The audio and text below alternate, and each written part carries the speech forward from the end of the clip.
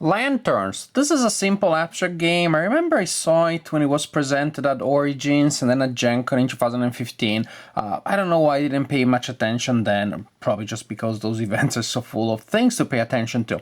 But last weekend I was going camping, and before going there I stopped to one of my friendly local game stores, the Common Room here in Bloomington, Indiana, and I asked my friend Phil, who is the owner, if he could recommend some game that I could play with children of the age of 5 or 6, and also with adults that usually are not strong gamers that maybe don't play games as a hobby. And Lanterns was one of his recommendations. Yeah, so we're going out camping with other families, so children more or less of my children's age, 4, 5, and other adults more or less my age, which will remain undisclosed. And Lanterns was the recommendation, and I can really tell you, I'm really happy that I picked it up, that I gave it a try. This is a game that worked very well in that setting, because it was easy to teach, simple to play, and both children of the age of 5 or 6 and adults of undisclosed age, they all enjoyed it. Lanterns, the Harvest Festival. Yeah, the theme is this festival with beautiful lanterns floating on a lake, but really, there is no theme. You start by placing the tile on the board, or on the table actually, and as you can see, each tile, well, you'll see in a second, the tile is divided in 4 areas with different colors, and the orientation of the tiles is very important. If the tile is oriented like this, that means that there will be a player sitting there, a player sitting there, a player sitting here, and a player sitting here. This way, here, here, here, here. So it must be clear which player the tile is pointing to. And each player gets at the beginning of the game a card based on the side of the beginning tile that is facing them. So if I'm sitting here, I'm getting a white card. If I'm sitting here, a black card, blue card, red card. And there are 7 types of cards. There is nothing on the other side. I mean, there's the same symbol. The idea is simply the cards represent themselves. They are token representing their own value. It's also, to me, interesting that they are color-coded, but also the lanterns on them have different shapes, so the game is also playable by colorblind or color challenge people. So you start the game with your card and also with a hand of 3 tiles. During your turn, you can do up to 3 things. 2 of them are optional, 1 is mandatory. If you have 2 of these tokens with you, and we'll talk later about how you acquire these tokens, you can return them to the supply and exchange a card that you may have with any other card or different color. I exchanged those. I paid those 2 tokens. I'm trading a green for a purple. That's it. So one thing you can do, return 2 tokens to exchange one of the cards that you have in your personal collection. Another thing that you can do is to get one of these tiles, which really are the core of the game. During the game, you will place tiles on the board or on the table to collect cards, and then you will use these cards to purchase these tokens that are scoring tokens. So you can purchase a token from this stack by returning to the supply 4 cards of the same color, for red, for purple, for yellow, whatever. And when you do so, you get the tile that is on top of the stack. And as you can see, the value diminishes as time goes by. The early tiles are more valuable. You can acquire one of these tokens if you return to the supply 3 pairs of cards, say 3 white, 3 yellow, 3 red. I mean 2 white, 2 yellow, 2 red, 2 whatever, and 2 whatever else.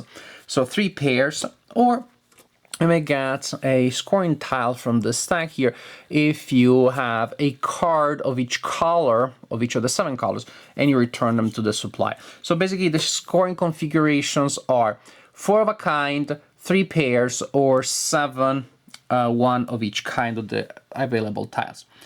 So this is another thing you can do during your turn. If conditions apply, you can return tiles, cards to the supply to get a scoring tile. Then finally we get to the mandatory phase of the turn, where you look at your hand of 3 tiles and you put 1 on the board. You will probably want to create as many matches as possible, because when you put a tile on the board, you get a card for each color match that you create. In this case, I just played this tile, and I'm gonna get a white because I created a match with the white. I'm also gonna get a color for the side that is now facing me. I'm sitting here, so I'm gonna get a green. And interesting enough, the other players are also going to get, from my placement, a card based on the orientation. So the player that is sitting here, even though it's not their turn, they are gonna get an orange card. Player sitting here receives a red card, and player sitting there receives a white card. So pretty much like you have in Settlers, players will receive resources also when it's not their turn, which is always a good thing because players then are entertained, they have stuff to do, stuff to think about.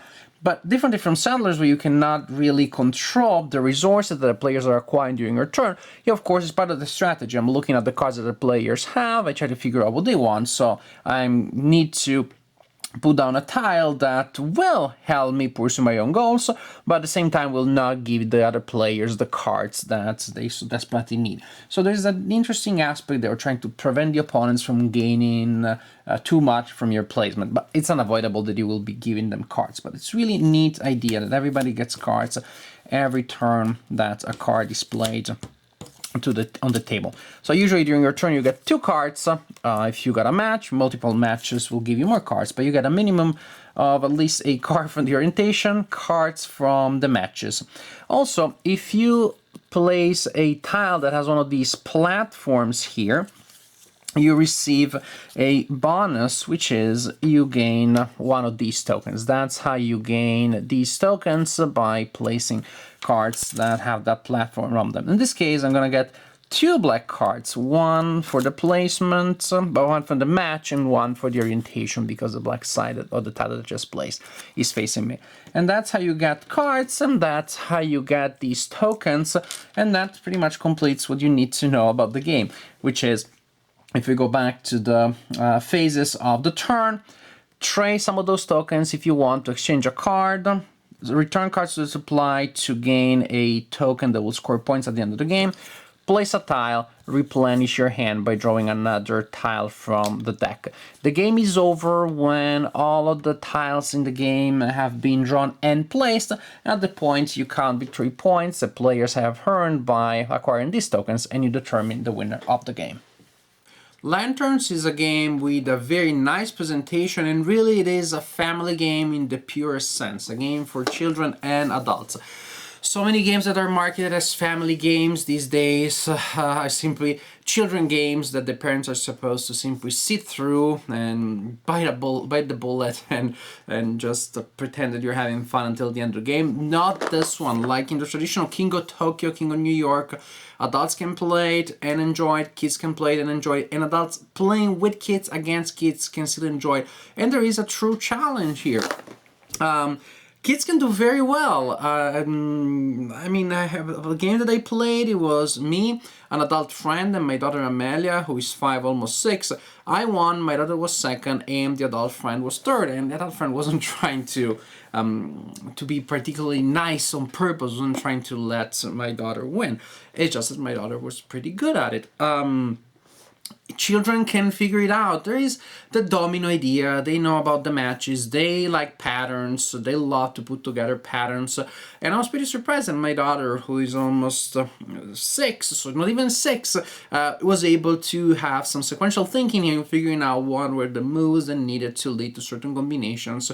Keep an eye on the stacks to see which specific combination is worth now, as grabbing a certain tile now may not be, maybe more profitable than it is to take it later. So you're gonna go for that pile and leave for later another pile that looks like no one is going to take tiles from for a while. Also the considerations that give depth and interest to the design, but then remain perfectly understandable, perfectly graspable even by a 6-year-old. Here the box says ages 8 and up. I think it's a very conservative estimate, as it is in most games. Usually when you see games that say 8, so younger kids can play them. Even my daughter Luisa, who is almost 4, could play it. Of course, doesn't have the strategy, but the simple idea of matching colors and getting cards all the time, that is something that appealed to her very much. And I really like in general this idea that you always getting cards, you're always getting resources, which creates an interesting element in the interactions. A game that is very interactive, not just because the board changes all the time. And that in a certain sense is not even that much of an interactive element, because yeah, maybe a case of a situation they'll give me 2 matches and you go and occupy that spot before I do, but in truth, after a while the board has enough of a size with enough exposed edges that if I want to play an orange, if I need an orange card, I want to make an orange match, I'm gonna find it, and you're not gonna block all of those. And if I want to get a purple, I want to get a white, I'll get it. So interaction is not so much in that sense that I'm gonna block you from doing something there on the board. It's more about looking what other people have and try to prevent them from getting those cards. Which does mean, yes, that there is a certain interaction, but doesn't have a take that feeling. I put down a card, so you're not gonna get a black that you want, ha ha ha, but you're getting something else. It's not, doesn't feel oppositional. This is the element that you're trying to influence other people's position in the game, and of course to reduce their chances of winning and improve yours, but it doesn't feel like it's a nasty frontal confrontation. It doesn't feel cutthroat in that sense or in any way. And in a sense, there's only so much that you can do, because the opponents will always be getting something. You're also getting something. That's the plus side of it. But that means that you can try to prevent them from getting a certain thing. They'll get something else. So you still feel that you did your part in improving your position in the game. Probably effective. You did something if you played well, that you improved your chances of winning the game, of slowing down other players that are trying to collect points. But at the same time, it's not a frontal battle. The opponents will be doing something. So everybody feels like they're constantly running towards the objectives.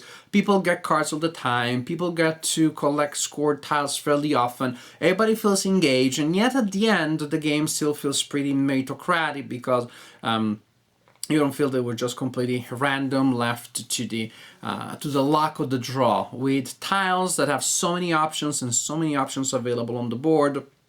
It really feels like a game where the random element is not one that is predominant. It seems missing counterintuitive when you're still drawing tiles, but you just orient those tiles in so many ways.